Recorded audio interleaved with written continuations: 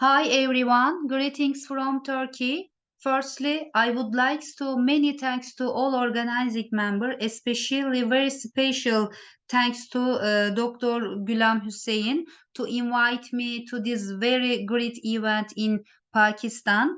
I am really very happy to be with you in my second home, Pakistan, Faisalabad, Pakistan.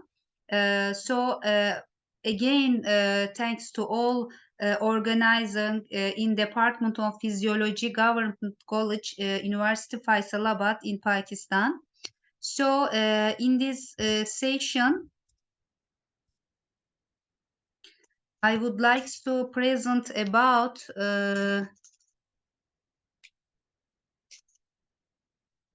neurogenomic activators, a target for neurocognitive disorders and healthy brain aging. We prepare this presentation with Chul Kyu Kim and Dr. Nady Brady from Sydney, Australia. We prepare this presentation with this group as a part of the great project. In this slide today, I will be talking about my project, which is that neurogenomic activators, a target for neurocognitive disorders and healthy brain aging. In this slide, this chart shows the life expectancy in Australia. It seems to have dramatically increased since the last century. Moreover, in developed countries, including Australia, the life expectancy has also almost doubled due to improvement of healthcare, nutrition, and antibiotics. By doing so, healthy aging has become important to live a long life with good health. So, brain health and preventing neurocognitive disorders have been drawn more attention. In particular, immunotherapeutic strategies targeting amyloid beta and tau proteins were hot topic due to the excellent preclinical results. However, the repeated failures of clinical trials on vaccines and humanist and amyloid beta and tau antibodies have resulted in doubts on this strategy. Recently, a new anti-amyloid beta antibody has been approved by the US Food and Drug Administration, which brings us back to the realization that immunotherapy strategies targeting amyloid beta may be still promising. So, my project will target this strategy.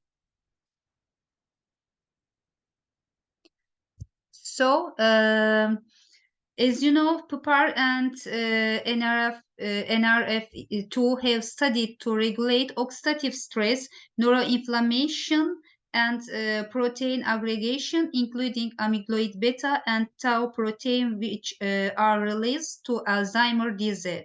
So our hypothesis is that the agonist of PPAR-A and NRF2 may have beneficial effect in brain aging and Alzheimer's disease through the pathways. Among the agonists of PPAR-A and NRF2, we choose oleotelenamide and sulforaphan. As you know, oleotelenamide is naturally produced in the small intestine and has known to regulate feeding and body weight. SFN is easily obtained from cruciferous vegetables. Both compounds are natural compounds and easily available. It makes safer and easier to study. In this project, we examined the toxicity of the compounds, then analyzed the change of mRNA expression, proteome, and lipidome by the compounds against amyloid beta. In this slide, firstly, you can see the figure A. We analyze the toxicity of OEA and SFN in various concentration using human glioma cells, OAA showed not toxic across the dose range, and SFN showed hormesis. It means concentration above 50 micromolar micromolar can be toxic to cell. However, lower concentration than 50 micromolar were still safe. So we selected 10 micromolar concentration of OEA and SFN for other experiments. We also examined oxidative stress and DNA damage. Both OEA and SFN significantly decrease oxidative stress by amyloid beta, but didn't show the change of DNA damage. Even amyloid beta didn't show the DNA damage, and we identified the expression change of mRNA related to exactly related to we also examined oxidative stress and DNA damage. Both OEA and SFN significantly decrease oxidative stress by amyloid beta, but didn't show the change of DNA damage. Even amyloid beta didn't show the DNA damage.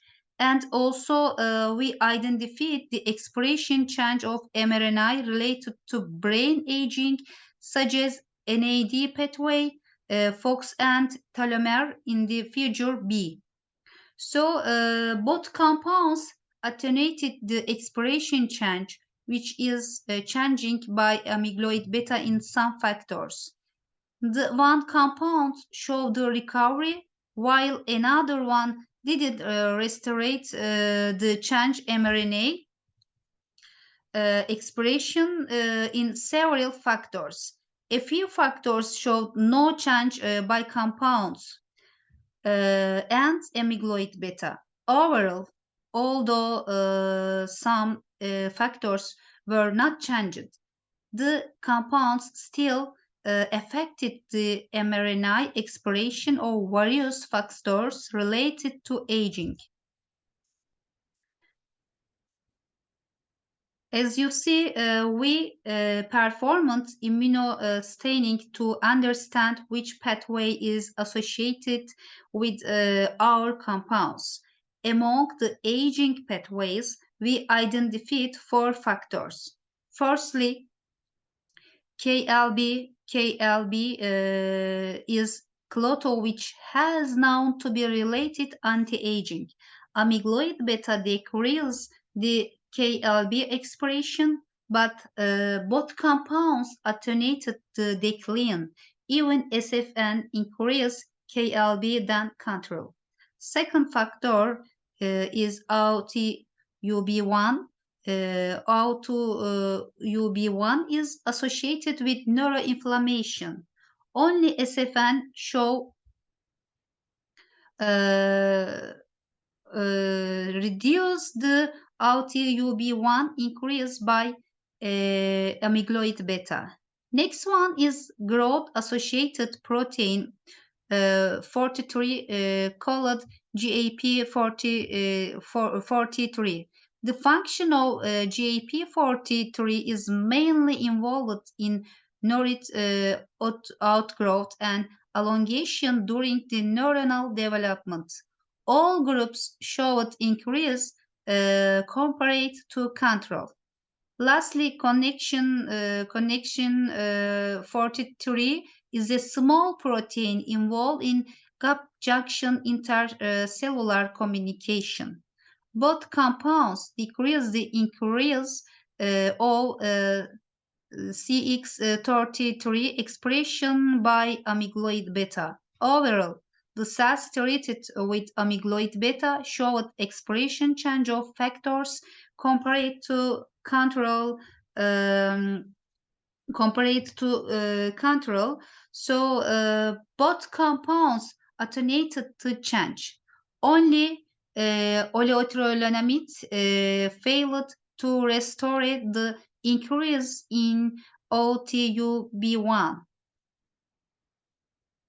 So, especially we performed proteomics to see proteome changes. We identified almost 3,000 proteins in each group.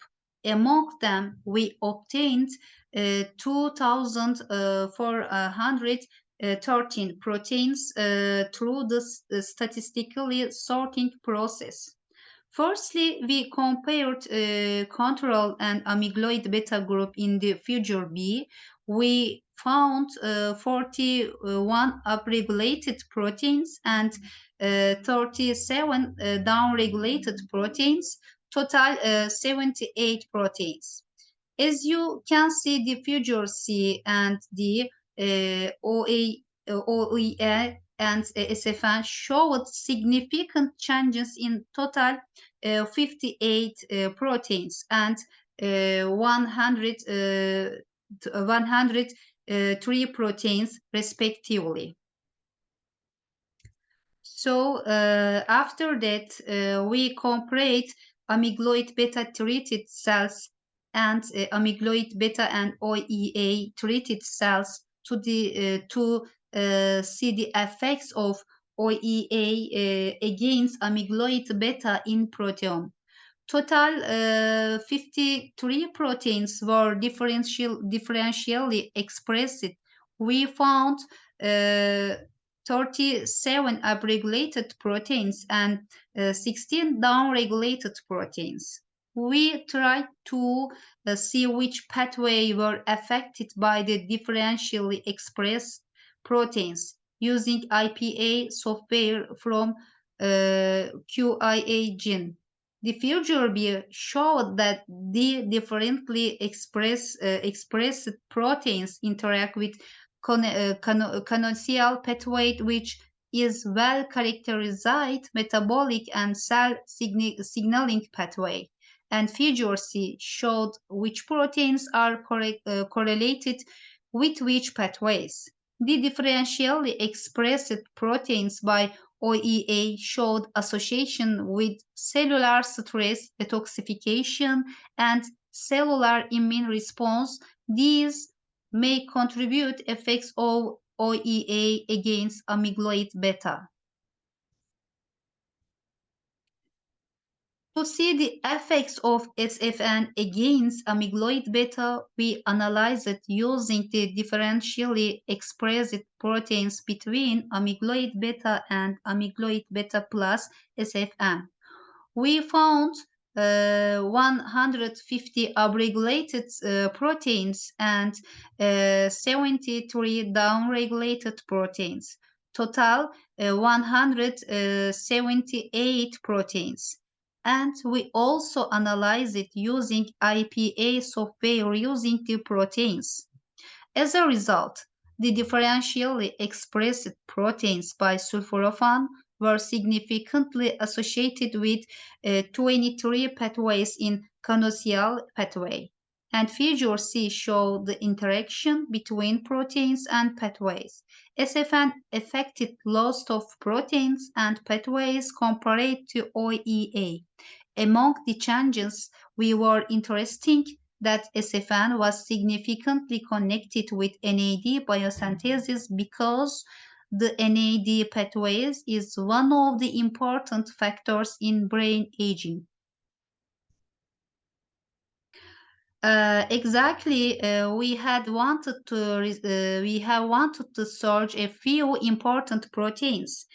Then we found 3 overlapped proteins which are downregulated in amyloid beta but upregulated in OEA and SFN, and 1 overlapped protein which are upregulated in amyloid beta but downregulated in OEA and SFN. GBA has known to be related to Parkinson disease. PLOD1 and PNN have known to be related to Alzheimer's disease, even though they have been reported their association with neurodegenerative disease. We need to study more about these proteins.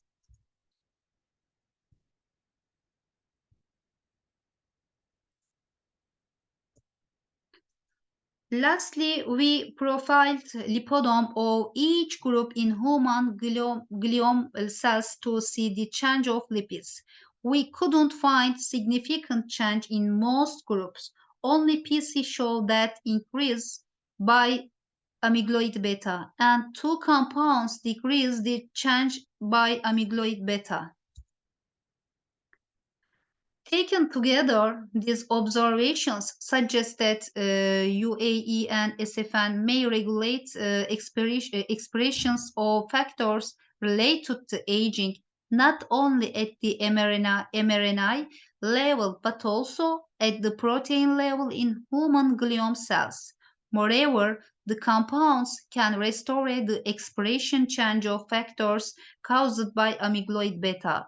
These findings might support to understand the effects and mechanism of the compounds. We are almost done investigate the effects of compounds against amyloid beta in cells. We have planned to do additional works to see some proteins from proteomics results. And we will start to investigate the effects of compounds using mice next year. Thank you so much for listening me. Have a nice time. Have a great program.